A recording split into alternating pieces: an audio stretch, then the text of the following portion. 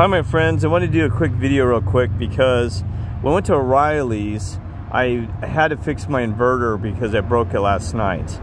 And the guy says, my God, he said, man, you are an amazing problem solver. He said, you can fix a lot of things.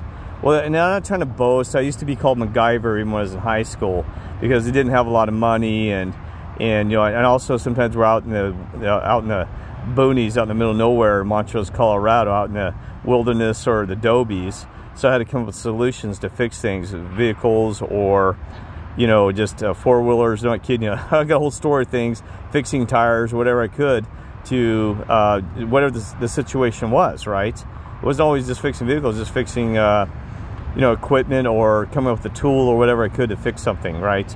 Even some toys, or even patching, you know, little rafts. Well, anyway, so I'm going to do this one real quick. So what happened was last night I did a stupid. See this inverter? It's a 2000 continuous watt inverter.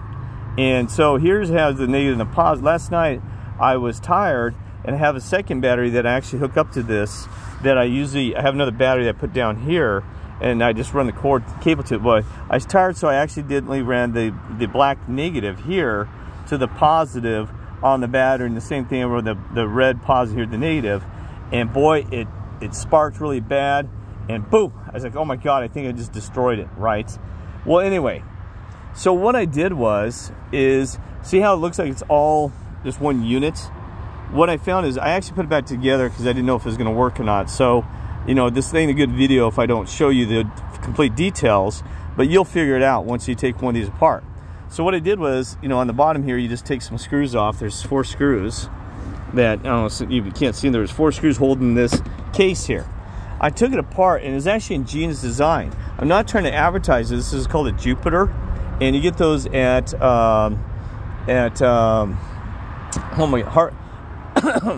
Harbor Freight. And what's cool about it is what I had inside there was 30 amp fuses.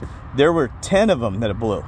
So I went and bought a package of 10 30 amp fuses, and I just placed them inside there. You'd actually see there's those little fuses that blew every one of those. So all you have to do is replace those fuses, and it fixes it.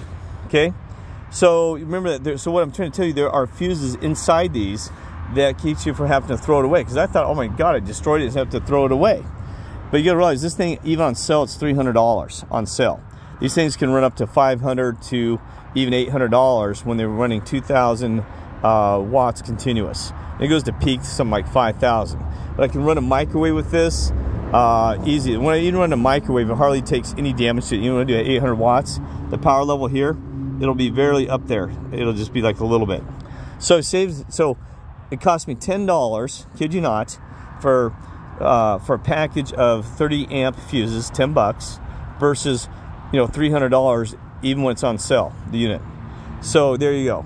Because, you know, I'm not the richest guy, especially like I said, I'm living almost on nothing right now, a minimalist of even income.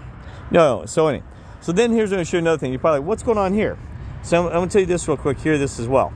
This is a USB. You know, as you can see the little light there. It's a USB charge, of course, for a phone, right? Well, what happened was, see here, I think I fixed this now. I've actually taken a soldering gun. I burned this out one time back in Phoenix, Arizona, that it melted, it burnt when I was trying to inflate a tire. And it didn't look this bad, but it was burnt. So the problem is, I had to go back in here and redo all this and clean it out. And see, it's got these little prongs. This is to my cigarette lighters, unfortunately, in the Suburban.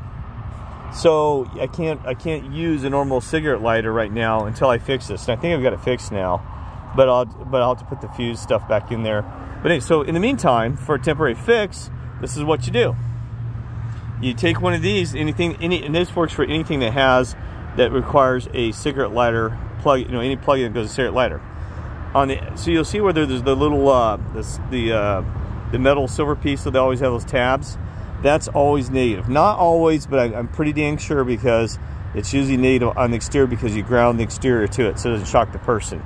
In the side, the center is the core, okay? So that's where I put the red, which is the hot, to the little the little knobby that sticks out there. I don't even see it. The little knobby, and then I put that in there, so then I can do that. And I'm charging my cell phone right now. Oh, no, not now, because I just disconnected it. But it runs to this and it charges it, okay? So you can. That's why I like jumper cables, because they're all-purpose things, right?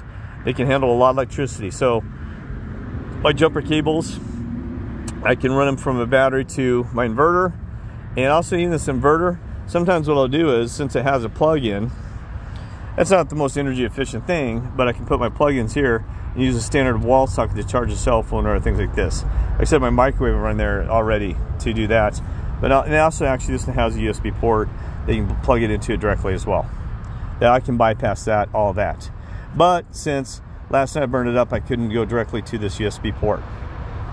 Okay, and this is more efficient because it's going to be more DC to DC versus going from AC, converting it back to the other.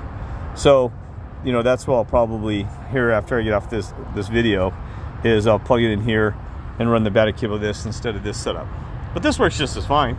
Same thing, right? Same thing. All right.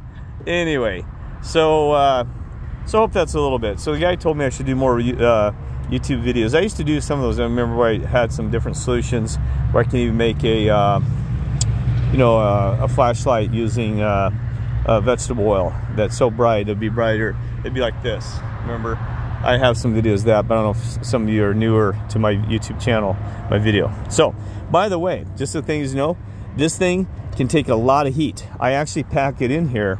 Believe it or not, I set it in here where it's not going to ground or mess with any of the components. It's actually safe because it has faults to not overheat or cause a fire even. It won't, because it's even got fans, so it'll run. But the only thing about it is it gets hot sometimes. It's simply running with my vehicle when I stop at a parking lot. But you can run these inverters right here. I like to take the inverter, actually put it somewhere in the dash of the vehicle versus actually having it sitting in here next to the engine getting hot all the time, because it probably even reduces the life of it as well. But, you know, I've had that thing for over 2 years now and using it almost every day. Okay? And so, you know, I'm not trying to be quality, but that thing is high quality. It's got 2 fans, dual fans, and it runs well, those fans. So that's about it. So that's what I do is, so also you're probably wondering, what I do is because I am on a CPAP machine. Sometimes I didn't use it. I'm starting to use it again because I've had some edema and some swelling, and also I have a genetic disorder where in my throat, you know, it collapses with CPAP. You know, where it collapses. Some of it, I've gained some weight, but not to the extent that I used to have it even when I was lighter weight, that I would stop breathing at night for the CPAP. So I run my CPAP with this thing too. So what I'll do is I run a battery here, and then I'll recharge it during the daytime. I'll use the inverter and run a DC back to recharging the battery. Okay, if you know, because I don't have a lot of places out here, nowhere to actually put it into a wall socket or charger. Okay. Sometimes when the rare occasions, which is rare, I sometimes stay in a hotel, it's rare, but I'll actually, you know, just recharge. You can recharge things like that as well. But anyway, so that's usually what I do is I just use my inverter to recharge my battery that I'll have sitting down here tonight, and then I'll have it running to my CPAP machine. Okay. And what I do, because they do have batteries for CPAP, but see, I'm the guy that always wants to be minimalized and multi-use of something. So if a battery can run this and that through CPAP, you know, why not? You know what I mean? The only thing is that CPAP machines are already DC to DC, so you'd be more efficient as far as those things go. But I don't really care, because that way I can make sure it's my backup battery. It's a brand new battery just like this. It's my backup battery, plus so I can make sure it's always charged, ready to go, and also that I can use it for my CPAP, so I'm not carrying a bunch of extra batteries, because I need another battery anyway, backup, so I'll use that as my backup for my CPAP to use that. I know you keep telling us, Kirk, yes, but also for a backup in case I accidentally run this battery dead. Okay, I used to have a solar panel, but you can always guarantee it as my backup as well. So I damaged my solar panel, so that now my backup is to make sure that I have this other battery that I usually sit here just like this. Okay, all right, take care, love you all.